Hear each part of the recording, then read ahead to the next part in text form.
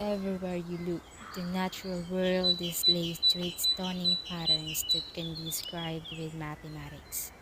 Nature hides numbers, equations, and proportions that can be unraveled by anyone who is curious enough.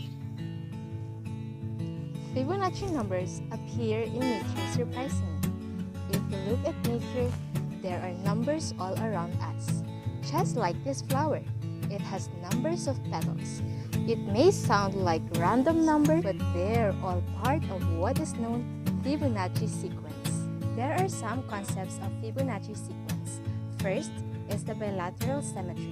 It is the arrangement of body parts into left and right halves on either side of a central axis. My example for this is an allocation, also known as elephant ear or bajang in Tagalog. As you can see, it has a heart-shaped leaves.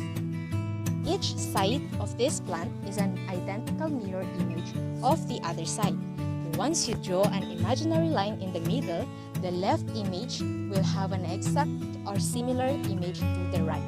The second concept of Fibonacci sequence is the fractals. It is a detailed pattern that looks similar at any scale and repeats itself over time. A fractal's pattern gets more complex as you observe it at larger scales. My example is a fern. This fern is one of the basic examples of fractals. First, notice the shape of the fern is intricately detailed. Remarkably, you can see that the leaves are shaped like little copies or little versions of the branches. This example of a fractal shows simple shapes multiplying over time, yet maintaining the same pattern. Another concept is the Fibonacci spiral. Rose petals are arranged in a Fibonacci spiral.